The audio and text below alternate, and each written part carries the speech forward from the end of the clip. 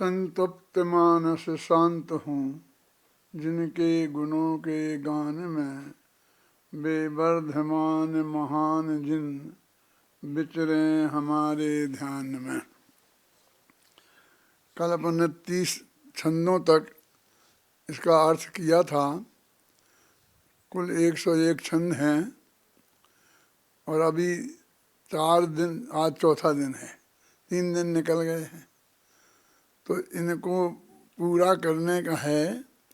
और अभी जो 50 के बाद ये छंद आने वाले हैं वो बहुत मार्मिक हैं, बिल्कुल नया विषय को प्रस्तुत करते हैं और गहराई से समझने लायक हैं। इसलिए अब थोड़ी रफ्तार बढ़ा रहे हैं। रोज़ाना 10 छंदों पर विचार करते थे, आज 15 छंदों पर विचार करने का नक्की किया है। अब आप लोग साथ देंगे तो अपन ये 15 छंदों पर विचार कर सकेंगे। सबसे पहले तो इसमें आया था कि 30वां जो छंद है ना अंत में, कि करो भावना अरे निरंतर भेद ज्ञान की, भेद ज्ञान की महिमा में नित चित्त लगाओ, अविरल धारा बह ज्ञान में भेद ज्ञान की, भव्य भावना रहे ध्यान में भेद ज्ञान की। भेद विज्ञान के बारे में बनारसी दास ने तो यहाँ तक लिखा है कि भेद ज्ञान कबलों भलो, कि भेद ज्ञान जबलों भलो, जबलों मुक्ति न होए। जब तक मोक्ष नहीं हो जाता है तब तक भेद विज्ञान रहेगा। और शुरू कहाँ से होगा? तो सब कहेंगे सम्यक दर्शन से, चौथे गुणस्थान से। लेकिन मैं कहता हूँ पहले ही गुणस्थान से, क्योंकि पहले देह भिन्न है, आत्मा भिन्न है, राग भिन्न है, आत्मा भिन्न है। ये पर पदार्थों से भेद विज्ञान नहीं करेंगे तो सम्यक दर्शन होगा कैसे? इसलिए जिस दिन से भी आप धर्म का आरंभ करें तो वो भेद विज्ञान से ही शुरू होता है, और जब तक आप मोक्ष में नहीं पहुँचें तब तक भेद विज्ञान की धारा अविरल रूप से बहती है।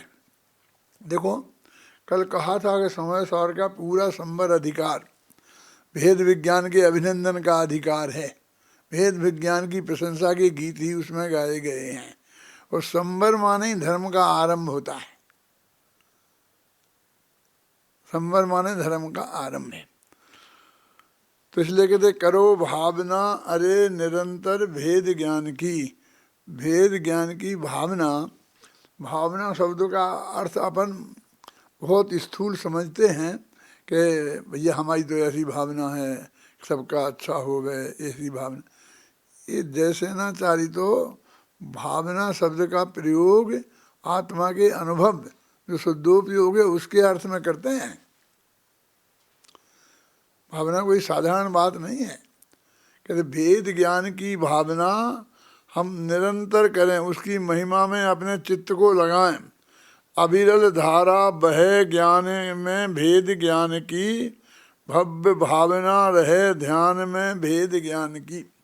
तो कोई भी चीज़ में जब तक कंटिन्यूटी नहीं होती है, वो लगातार नहीं होता है। अपने शास्त्र में 2 शब्द आते हैं, एक तो प्रज्ञा छेनी और एक वो आरा, जिससे दोफारा करते हैं आत्मा में और परद्रव्यों में। कि अपनी बुद्धि रूपी जो छेनी से हमें सारे जगत को, इसमें पीछे अपन करके आए हैं कि बांटो तुम 2 भागों में सारी दुनिया को, सारी दुनिया को 2 भागों में बांटो, स्व और पर। इसलिए इस भेद विज्ञान को स्वपर भेद विज्ञान भी कहते हैं। इसका अर्थ ये है कि सिर्फ 2 चीज़ों के बीच में भिन्नता जानने का नाम भेद विज्ञान नहीं है। उन 2 में से एक पार्टी अपना आत्मा होना चाहिए, माने अपने आत्मा में और सारी दुनिया में, इन दोनों के बीच में सीमा रेखा खींचनी है। आप इसका अर्थ समझेंगे कि अपन ऐसा बोलें कि भाई चाइना अलग है और रसिया अलग है, तो इसमें और इंडिया अलग है और चाइना अलग है, इन दोनों में बहुत फर्क पड़ता है। चाइना के 25 गांव रसिया ने दबा लिए कि रसिया के 5 गांव चाइना ने दबा लिए, तो हम बिल्कुल वीतराग भाव से सुन लेते हैं, हमारे चित्त में कोई खलबली नहीं मचती है। लेकिन हिंदुस्तान की एक गांव को भी जब वो हड़पे तो हम आकुलित हो जाते हैं ना। माने एक पार्टी जब तक हम स्वयं नहीं होंगे तब तक उस भेद विज्ञान है, भेद विज्ञान ही नाम नहीं है। दो द्रव्यों के बीच में भेद जानने का नाम भेद विज्ञान नहीं है। उस दो द्रव्यों में एक अपना आत्मा होना चाहिए। और दूसरी शर्त क्या है कि ये अपनेपन के साथ, अपनेपन के साथ का मतलब ये है कि बस मेरा आत्मा जुदा है और तुम जुदे हो, ऐसा नहीं। आत्मा जुदा है, शरीर जुदा है, तो इसके साथ में आत्मा मैं हूँ और शरीर मेरे से भिन्न पदार्थ जड़ है। जुदा जुदा से भेद विज्ञान नहीं हो जाता। वो मैं में अपनापन आना चाहिए, आत्मा में अपनापन आना चाहिए। कल मैंने कहा था कि जीव में अपनापन मिलाओ तो उसका होता अर्थ आत्मा। जीव में और आत्मा में क्या फर्क है कि जीव में अपनापन मिलाओ तो होता है आत्मा, और आत्मा में से अपनापन निकाल दो तो वो रह जाता है जीव। तो हमें भेद विज्ञान जीव जीव में नहीं बल्कि आत्मा और अनात्म में करना है। छड़ाला में पंक्ति आती है कि आत्म अनात्म के ज्ञानहीन जे जे करनी तन करन छीन। आत्मा और अनात्मा के बीच में भेद विज्ञान नहीं करे तो वो तो सारी जो हम धर्म के नाम पे क्रियाएं करते हैं वो सब शरीर को छीण करने वाली ही हैं। उससे धर्म रंच मात्र भी नहीं होता, कर्म रंच मात्र भी नहीं करते, मुक्ति मार्ग का आरंभ भी नहीं होता है। कि क्या फायदा होगा भेद ज्ञान के? तो ये छंद है ना 32वां, भेद ज्ञान की शक्ति से निज महिमा रत को शुद्ध तत्व की उपलब्धि निश्चित हो जावे। कि भेद ज्ञान के से क्या फायदा होगा, किसको फायदा होगा? अभिनंदन जी तो कहते निज महिमा रत को, जो अपने भगवान आत्मा की महिमा से परिचित होकर और उसमें एकदम अपनापन हो गया है, जिसका उसमें एकदम रत हो गया, लीन हो गया है। देखो, निज महिमा रत को शुद्ध तत्व की उपलब्धि निश्चित हो जावे। अपना जो शुद्ध आत्मा है उसकी उपलब्धि गारंटी से हो जाती है। शुद्ध तत्व की उपलब्धि होने पर उसके अति शीघ्र ही सब कर्मों का क्षय हो जावे। हमें कर्मों का क्षय करना है ना, तो यदि इन दोनों में शुद्ध तत्व की हमें उपलब्धि हो गई, मैंने वो आत्मा ज्ञान में का गेय बन गया और उसमें हमारा अपनापन आ गया, तो हमारे कर्मों का क्षीण हो जाता है। ये समझ लो मिथ्यात्व नामक कर्म इतना बलवान है, इतना महान है, समझ लो कि सारे कर्म एक तरफ, 147 प्रकृतियाँ एक तरफ और अकेला मिथ्यात्व एक तरफ। अकेला मिथ्यात्व कहा तो समझ लो संसार का अंत आ गया। उसको जीवन मुक्त कहते हैं, चौथे गुणस्थान वाले को कहते हैं ना। मोक्ष तो जब होगा 14वें गुणस्थान के बाद में, लेकिन वो कहते हैं कि सबसे बड़ा मोक्ष तो हो गया। जो तुम्हें सिद्ध चक्र चल रहा है ना तुम्हारा, तो सिद्ध चक्र विधान में भी पहली ही जयमाला में उन्होंने बहुत बड़े सांग रूपक के माध्यम से बहुत मार्मिक बात कही है। देखो, जय करण कृपाण सुप्रथम बार मिथ्यात्व सुभट कीनो प्रहार। देखो, जो युद्ध का वर्णन है, लेकिन किस जमाने का? जब तलवार से युद्ध लड़े जाते थे, गोलियां भी नहीं बनी थी, दोनों राजा आमने सामने तलवार से आकर के लड़ते थे और खुद राजा ही लड़ते थे। तो कहते करण माने करण लब्धि के परिणाम, वो हुई कृपाण उससे सबसे पहले इस भगवान आत्मा ने मिथ्यात्व सुभट कीनो प्रहार, मिथ्यात्व रूपी योद्धा पर प्रहार किया। जय करण कृपाण सुप्रथम बार, मिथ्यात्व सुभट कीनो प्रहार। अब मिथ्यात्व मर गया, तो मैं आपसे कहना चाहता हूं कि मैंने कहा था ना, आधा युद्ध नहीं, पूरा युद्ध जीत लिया समझ लो। अब तो बस बाकी प्रक्रिया रह गई। क्योंकि पहले जब लड़ाई होती थी, एक राजा दूसरे राजा पर चढ़ाई करता था, तो एक राजा तो अपने किले में रहता था बंद, और दूसरा राजा उस किले को घेर लेता था, फिर दरवाजे से तोड़कर उसको अंदर घुसता था, है ना। तो दरवाजे पे मिथ्यात्व नाम का सुभट, सब एक बड़ा बहुत मजबूत सुरक्षा गार्ड रहता था। तो जब तक उसे नहीं मारे तो वो उस कोर्ट का उल्लंघन करके अंदर नहीं पहुंच सकता था। जो विपरीत बुद्धि रूपी कोट है, क्या है, विपर्य मति, दृढ़ कोट विपर्य मति उल्लंघ, और उसको उल्लंघन करके वहां पहुंचा। कहाँ पहुंचा कि पायो समकित थल थिर अभंग, सम्यक दर्शन रूपी जमीन जो प्राप्त की, जो बिल्कुल स्थिर थी और अभंग थी, माने नीचे ऊपर ऊबड़ खाबड़ नहीं थी, एकदम व्यवस्थित थी। अब वहां पहुंच गया। अब देखिए, किला को तोड़ के किला के अंदर पहुंच गया सेना सहित सामने वाला राजा, तो अभी क्या बाकी रह गया जीतने में। अब तो बस थोड़ी प्रक्रिया ही संपन्न होना है, क्योंकि बाकी भगदड़ मच जाएगा, सब भागेंगे, रानियां सब उसमें कूद जाएंगी अग्नि में के कुंड में। मतलब अब कोई लड़ाई करने का काम रहा ही नहीं। यानी मिथ्यात्व को जीता तो समझ लो सब जीत लिया। तो कहते हैं शुद्ध तत्व की उपलब्धि होने पर उसके अति शीघ्र ही सब कर्मों का क्षय हो जावे। आत्म तत्व की उपलब्धि हो भेद ज्ञान से, आत्म तत्व की उपलब्धि से संबर होता। इसीलिए तो सच्चे दिल से नित्य प्रति करना, अरे भव्य जन भव्य भावना भेद ज्ञान की, भेद ज्ञान की भावना हमें निरंतर करना चाहिए। असली जैन धर्म का आरंभ, असली धर्म का आरंभ भेद ज्ञान से ही आरंभ होता है। अरे भव्य जन भव्य भावना भेद ज्ञान की, सच्चे मन से बिन विराम के तब तक भाना, जब तक पर से हो विरक्त निज ज्ञान ज्ञान में, ही थिर ना हो जाए अधिक क्या कहें जिनेश्वर।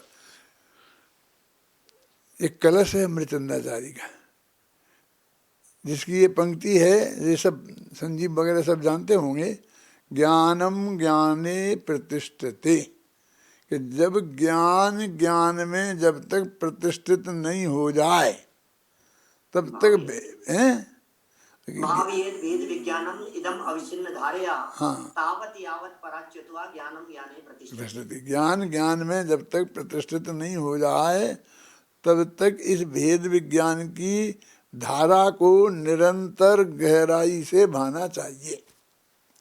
समझ लो उसी का ये पद्यानुवाद जैसा ही है। अरे भव्य जन भव्य भावना भेद ज्ञान की, एक काव्य का भी सौंदर्य है। भव्य भावना भेद ज्ञान की, भा शब्द की रिपीटिशन है ना, इसे अनुप्रास अलंकार कहते हैं। अरे भव्य जन भव्य भावना भेद ज्ञान की, सच्चे मन से बिन विराम के तब तक भाना। कब तक? कि जब तक पर से हो विरक्त है ज्ञान ज्ञान में, ही थिर ना हो जाए अधिक क्या कहें जिनेश्वर। कहते भगवान ने इतनी बात कह दी, अब इससे और ज़्यादा भगवान क्या कहें तुमसे, कि एकमात्र भेद विज्ञान की भावना भाने योग्य है, वो ही सर्वश्रेष्ठ है।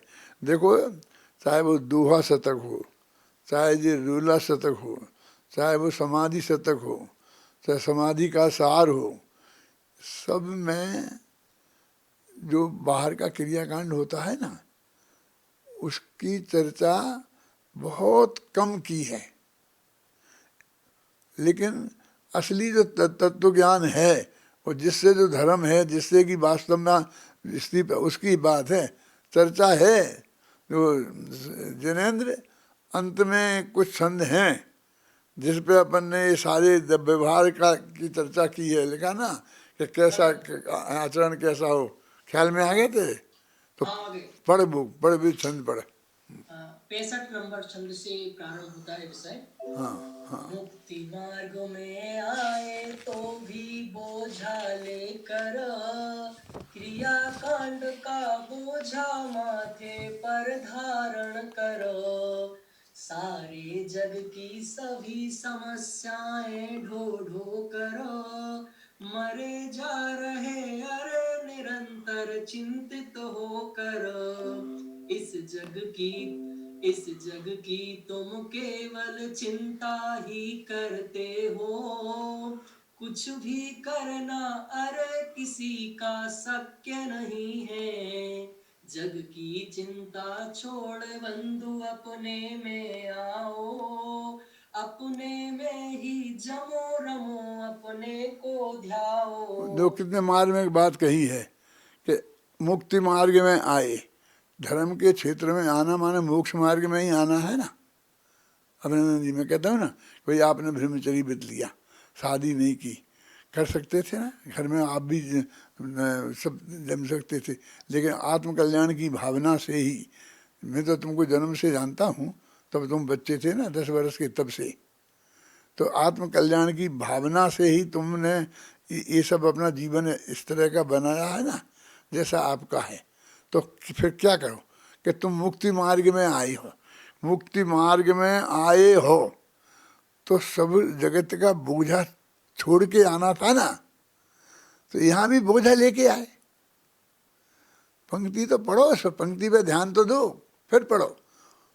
मुक्ति मार्ग में आए तो भी बोझा लेकर, बोझा लेके आए, क्रिया कांड का बोझा माथे पर धारण कर, क्रिया कांड का बोझा अपने माथे पर धारण करके आए, ये करना ये करना ये करना ये करना, फिर सारे जग की सभी समस्याएं ढो ढो कर।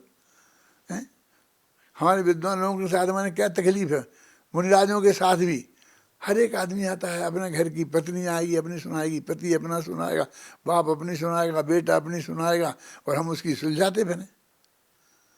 यहाँ पंडित चंद्र उदास जी थे, बहुत बड़े विद्वान थे, और समाज के सब लोग उनके पास अपने घर की समस्याएं ले लेके आते थे। पति पत्नी के झगड़े भी निपटाएं, बाप बेटे के झगड़े निपटाएं, पड़ोसियों के झगड़े निपटाएं, वो सारा काम करते थे। बहुत प्रतिष्ठा उनकी इस बात में थी। अभी मैं आया तो उनका आशीर्वाद मुझे प्राप्त हुआ। मैं प्रवचन में आया, थोड़ी मेरा प्रवचन करने लग गया बड़े मंदिर में बैठ करके, तो उनका स्वर्गवास हो गया। उनका स्वर्गवास हो गया तो लोग मेरे पास आना शुरू हो गए। 2-4 केस तो मैंने निपटाए, थोड़े कोशिश करी। अरे फिर मैंने कहा कि कहाँ बोझा में पड़ गया, फिर तो मैंने हाथ जोड़ लिए। मैंने कहा मैं ये इसमें ये नहीं करूँगा। मैं तो निरंतर अध्यात्म का कोई प्रश्न हो तो लेके आओ मेरे पास, कोई अध्यात्म की बात पढ़ना पढ़ाना हो तो वो बात मेरे से करो। तुम्हारे घर के झगड़ा, पति पत्नी के झगड़ा, ये मैं नहीं निपटाऊँगा। देखो तो जो मैंने ये लिखा है ना, मुक्ति मार्ग में आए तो भी बोझ, पढ़ना वही थे 65वां 66वां छंद। देखो, मुक्ति मार्ग में आए तो भी बोझा लेकर, क्रिया कांड का बोझा माथे पर धारण करो, सारे जग की सभी समस्याएं ढो ढो करो, मरे जा रहे अरे निरंतर चिंतित हो करो। हाँ, इस जग की तुम केवल चिंता ही करते हो, कुछ भी करना अरे किसी का शक्य नहीं है, जग की चिंता छोड़ बंधु अपने में आओ, अपने में ही जमो रमो अपने को ध्याओ। तो वे कहते हैं कि तुम सोचते हो कि हम बहुत लोगों का सहयोग करते हैं, समस्याएं निपटा देते हैं, तो कहते हैं नहीं, तुम जगत की केवल चिंता ही करते हो, तुम किसी का कुछ नहीं कर सकते, अपना मनुष्य भाव खराब जरूर करते हो। व्यर्थ के विकल्प कर करके तुम एक गांव में गए संजीव जी, और वहाँ तुम प्रवचन करने गए, तत्व की बात समझाने गए, और उस जिंदगी में पहली दफ़े गए और शायद अब दोबारा कभी नहीं जाना है। अब वहाँ की 50 तरह के झगड़े, पड़ोसी अड़ोसी के, घर घर के, अब तुम उसमें निपटाने अपने लग गए। अपना समय में जो भी 5 दिन तुमने तत्व ज्ञान के लिए दिया था, अपने लिए और समाज के लिए, वो सब उसमें लग गए। क्या क्या दिन क्या कर लोगे तुम? देखो कि तुम जग की केवल चिंता ही करते हो, कुछ भी करना तुम्हें शक्य नहीं है, ये वस्तु का स्वरूप है। इसलिए हे बंधु, जगत की चिंता छोड़कर तुम अपने में आओ और अपने में जमो, अपने में रमो, ये धर्म है। तो फिर क्या करें? हमें बाहर का जो खान पान की शुद्धि, सदाचारी जीवन, जीवन में न्याय नीति का पालन, ये हमारे जीवन में होए कि नहीं होए, आप इनको क्रियाकांड करके उड़ाते हो। तो मैंने 3 छंदों में ये सब बात लिखी है, पढ़ भैया जरा इसके बाद गए। 67 नंबर स्क्रीन पर दिखा दे, 67 नंबर छंद। हाँ। सदाचार से रहो, शुद्ध सात्विक भोजन लो, और अहिंसक वृत्ति ही अनुपम वृत्ति है।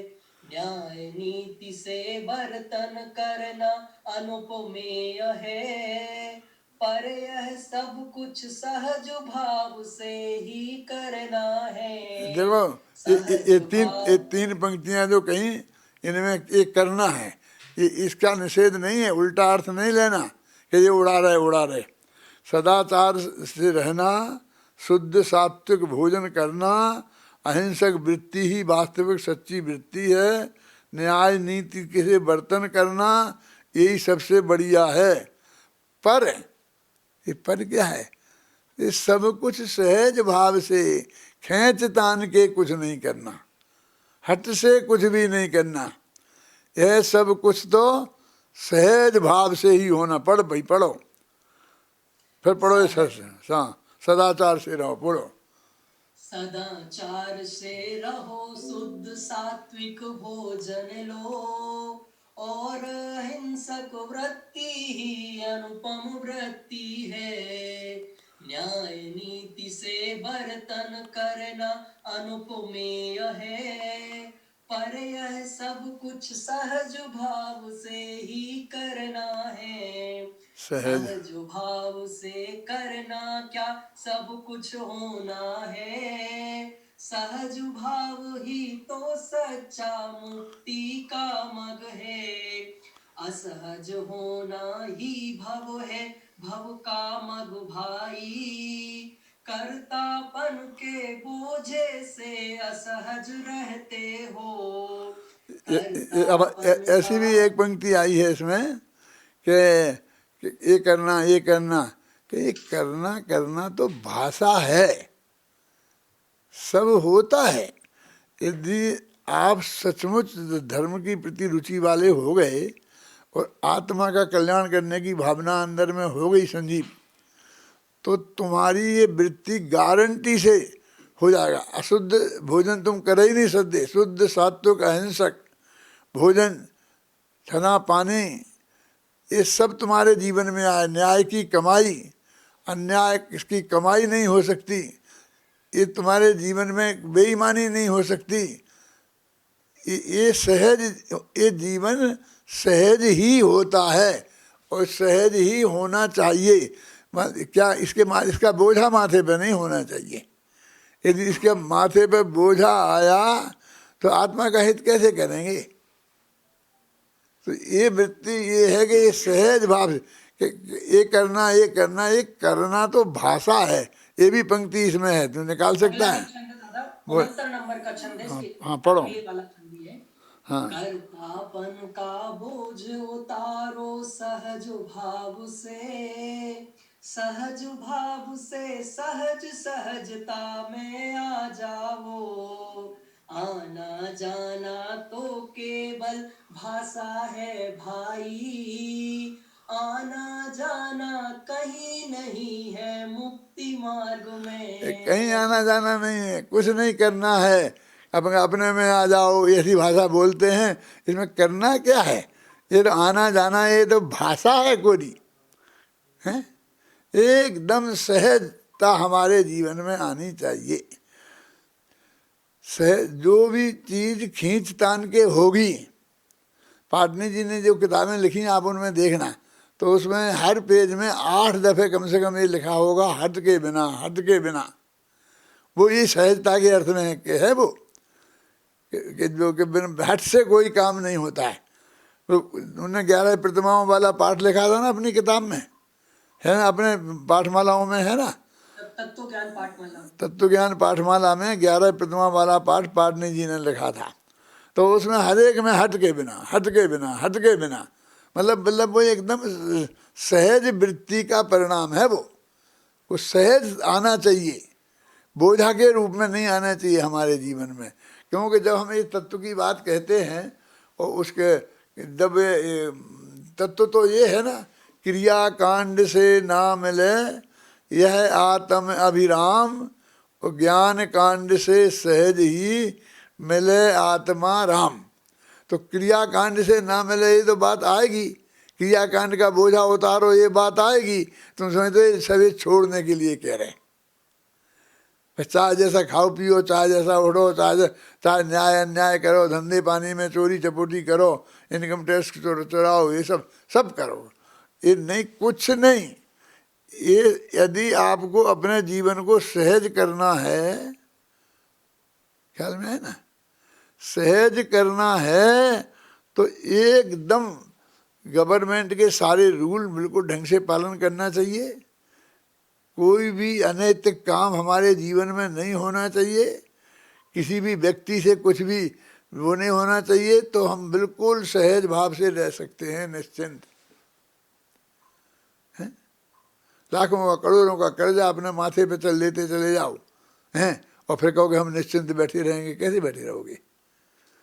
मैं तो जब साधारण 20-22 वर्ष का था ना, मोटा नहीं, 20-22 वर्ष का, तो तब कोई ऐसी संकट वाली कुछ बात आई आर्थिक, तो मैंने प्रतिज्ञा कर ली कि मैं भूखा बैठा रहूंगा, लेकिन बाजार से किसी से उधार नहीं लूंगा,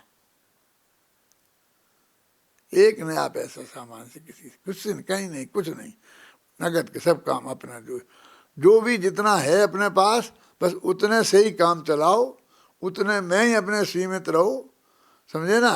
यदि 4 रोटी की व्यवस्था नहीं है, 2 की है, तो 2 ही खा के रहो।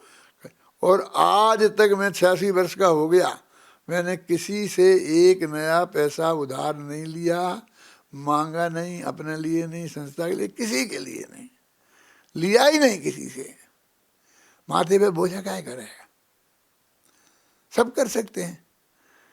मेरी जैसी स्थिति थी वैसी स्थिति में जब मैंने निभा लिया उसको, तो आप लोगों को तो ऐसी किसी की कोई स्थिति है ही नहीं, सब एकदम A1 स्थिति में है, यदि नहीं करें। लेकिन अभी क्या है तुम्हारे पास, जितने जी करोड़पति अरबपति हैं, नाराज नहीं हो जाना, ये भी सबसे ज़्यादा कर्जा ली थी बैंकों से ले करके, और फिर उड़ के भाग जाते हैं लंदन में, और सब खा जाते हैं करोड़ों, बैंकों के आते हैं, उन्हें उसकी ज़रूरत ही नहीं थी, हैं, ले लेते यहाँ से वहाँ कहीं से भी, फिर दिवाला निकालने की सोचने लगते हैं, तो सारा माल गायब कर देते हैं। वो फिर दिवाला निकाल दिया तो किसी जिसका कर्जा था उसे कुछ देना नहीं पड़ता, बैंकों का खा जाते हैं। तो उनके जीवन में सुख शांति कैसे रहेगी, सहज धर्म कैसे आएगा? देखो, धर्म में सहजता आना बहुत ज़रूरी है। अभी अपना पेज, कौन सा पेज पे पढ़ रहे थे अपन शुरू में, अपने यहाँ के पेजों पर उलझ जाएंगे, तो वहाँ के पेज जो 45 पेज तक मुझे पढ़ना है, तो वहाँ तक नहीं पहुँच पाएंगे। हाँ,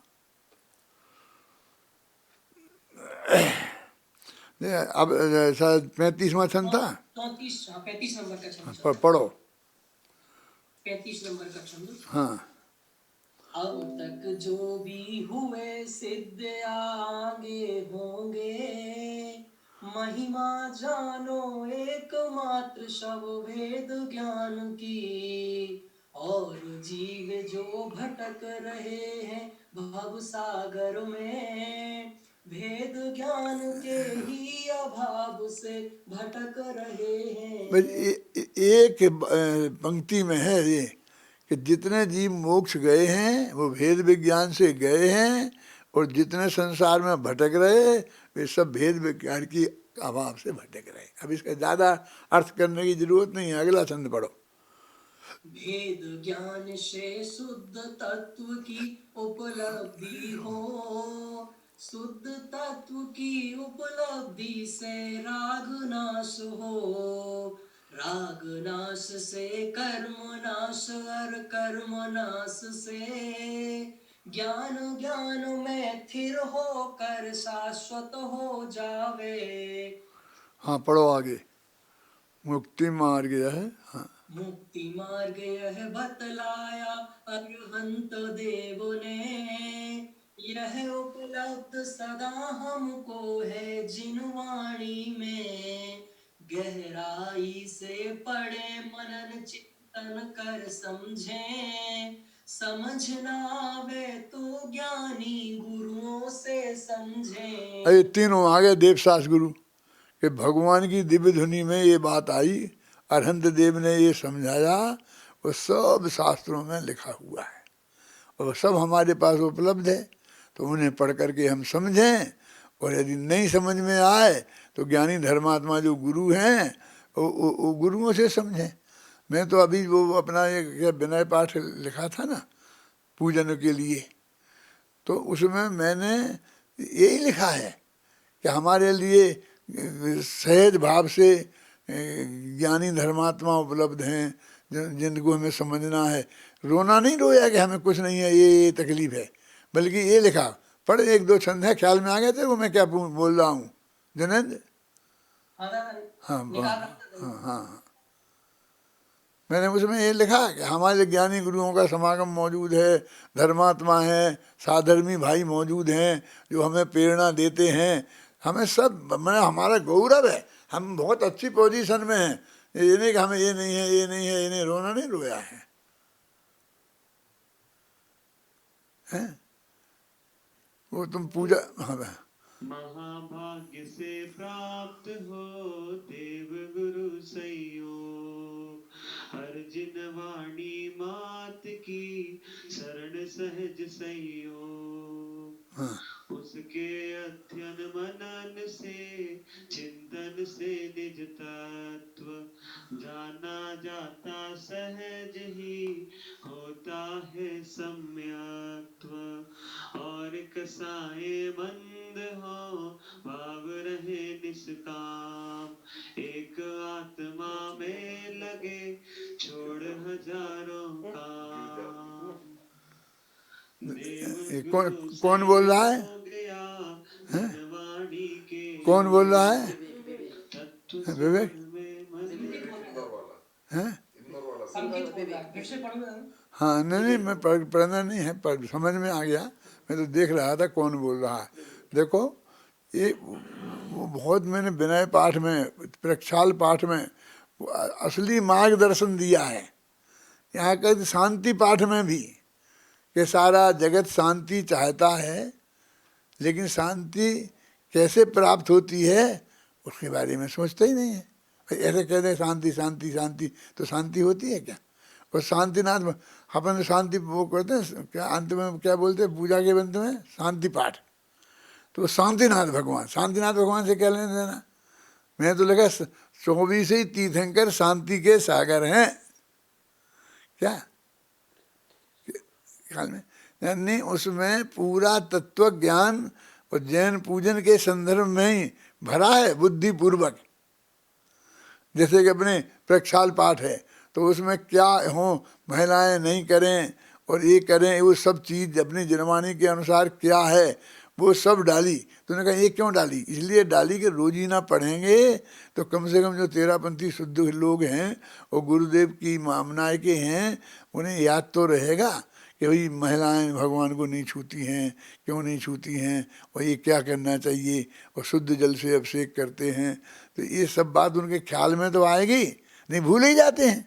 बाद में कौन बताए वीरसागर, क्या क्या चीज आना चाहिए जो हमारे ध्यान में रोजाना आए।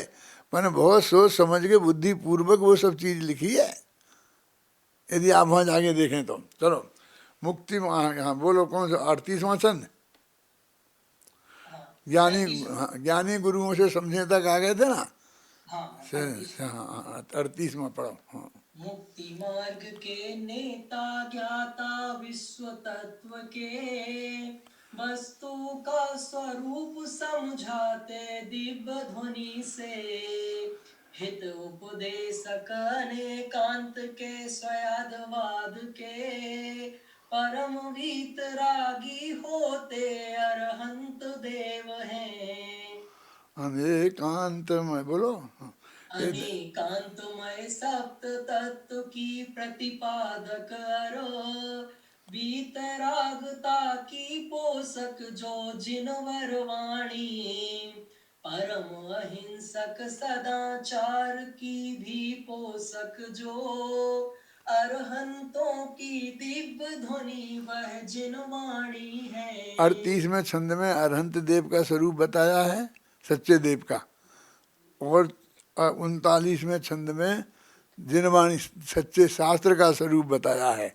और अब देखो 40 में सच्चे गुरुओं का आया है। देवशास्त्र गुरु के छंद ने तीनों ये, और बहुत सरल है, पढ़ो इन्हें। हाँ हाँ हाँ। हर अंतर मुहूर्त में जो अंतर्मुख होते, महातपस्वी परम अहिंसक महाव्रती जो, नए प्रमाण के विशेषज्ञ हैं, शांत चित्त हैं, ऐसे अद्भुत नग्न दिगंबर जैन गुरु हैं। तो 38, 39 और 40 इन तीन छंदों में सच्चे देवशास्त्र गुरु का स्वरूप बताया है। और फिर देखो 41वें छंद में कहा सच्चे देवशास्त्र गुरु की श्रद्धा और नव तत्वों की श्रद्धा ना। तत्वा श्रद्धानम सम्मदर्शनम और श्रद्धानम परमार्थानम आपतागम तपोभृताम, तरुण साहबकाचार्य का। ये दोनों परिभाषाएं तरुण साहबकाचार्य की तत्वा सूत्र की ये 41वें छंद में आ गई। पढ़ो। ऐसे देव शास्त्र गुरु एवं नव तत्वों के, श्रद्धानी श्रावक होते हैं सम्यक दृष्टि। यह व्यवहार कथन है लेकिन निश्चय से तो, आत्म के अनुभवी जीव है सम्यक दृष्टि। ऐसे निश्चय व्यवहार सम्मा दर्शन का स्वरूप, 7 तत्वों की श्रद्धा, सच्चे देवशास्त्र गुरु की श्रद्धा, पूजन पाठ की होना, सदाचारी जीवन होना, शुद्ध सात्विक खान पान होना, न्याय नीति का बर्तन होना, ये सब लिखा। इन सब का कोई विरोध नहीं है, लेकिन ये सब धर्म नहीं है। धर्म तो अपने आत्मा को जानना, उसमें अपनापन होना और उसका ज्ञान ध्यान है। वो सब बात बहुत स्पष्ट शब्दों में कही है। तो देखो इस तरह से इन छंदों में ये बात करी है। अभी अपन तो 3-4 छंद और पढ़ने हैं, तो पढ़ लो भाई, समय हो रहा है। देहादिक पर द्रव्यों में अपनापन जिनके, रागादि विकारी भावों में भी अपनापन है, पर्यायों में रमे रहे अपनापन करके, मिथ्या दृष्टि जीव डूबते भव सागर में। बस पर पदार्थों में अपनापन करके, श्रद्धा में, ज्ञान में, चारित्र में अपनापन की विशेषता है। सारे मिथ्या दृष्टि जीव संसार समुद्र में रुलते रहते हैं और अपने भगवान आत्मा में ये सब करके अब सब सम्यक दृष्टि जीव होते हैं। और ये सब कर्ण लब्धि में ही होता है। सम्यक दर्शन जब प्राप्त होता है तो कर्ण लब्धि में होता है, और कर्ण लब्धि ध्यान रूप है। अब जब हम ध्यान शब्द नहीं बोलते हैं, आत्मानुभूति बोलते हैं, और फिर आत्मानुभूति तो बाद में होती सबसे अंत में। लेकिन जो भी प्रक्रिया होती है वो बाहर के क्रियाकांड में नहीं होती है, आत्म ध्यान रूप ही होती है। हाँ, तो करण लब्धि के में एक साथ पैदा होते हैं। करण लब्धि में एक साथ पैदा होते हैं, निश्चय दर्शन ज्ञान चरित तीनों ही निश्चित पूर्ण होते हैं क्रमशः, यह बात अलग है, पर पैदा होते हैं वे तो एक साथ ही। जब करण लब्धि में मिथ्यात्व और अनंतानुबंधी कसाय का अभाव हो जाता है, तो मिथ्यात्व का अभाव होगा तो सम्यक दर्शन सम्यक ज्ञान होगा, और अनंतानुबंधी कसाय का अभाव होता है तो सम्यक चारित्र होता है।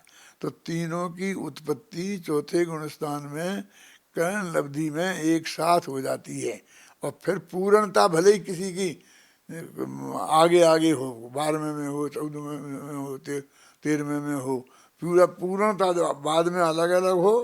देखो पढ़ो 43वां छंद।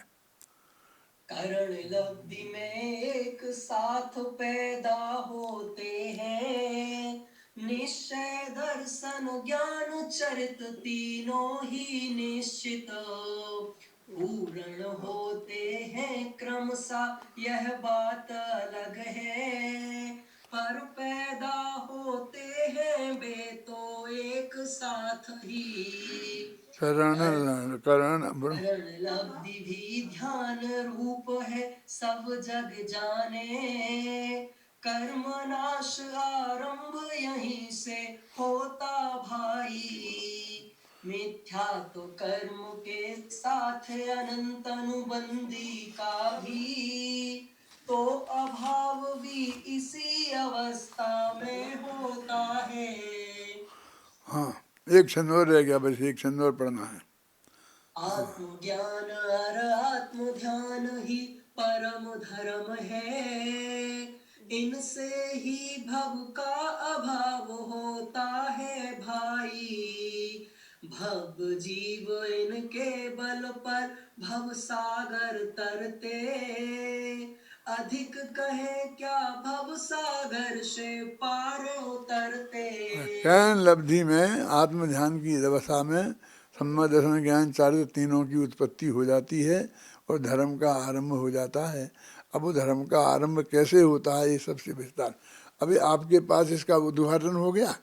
और अभी हम रात को ही आप सबके पास जो वो आ गया ना तैयार होकर के वीडियो बहुत सुंदर जिसको आप सुनेंगे उसे सुनना आप सुबह 5 बजे से उठ करके वो सुनना।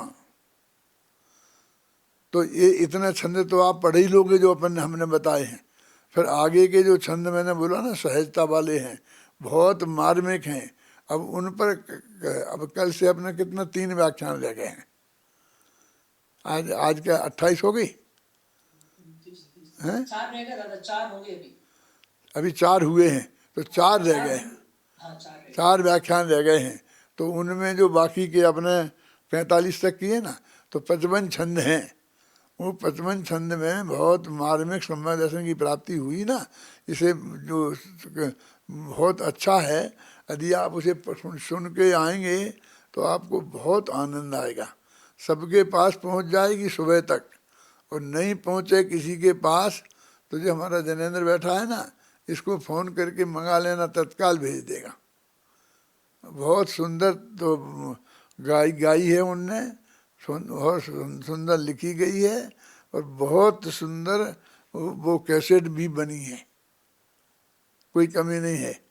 क्या मोटा ने सुबह पहुंच के मुझे आप बताना, कल रोजीना बताते हो ना कि हाँ मिल गई और मैंने इतने कम से 10 छंद सुने थे, 20 छंद सुने थे, ये ख्याल में आए मेरे को समझ में। हमने बहुत मेहनत करके जल्दी उसे तैयार की है और जल्दी से सबके पास पहुंच जाना चाहिए ये ख़त्म होने के पहले। तो अपन 4 दिन के अंदर भी अपने पहुंचा दी है। अब आप लोग करना हो गया समय, बाकी अब कल से शुरू करेंगे।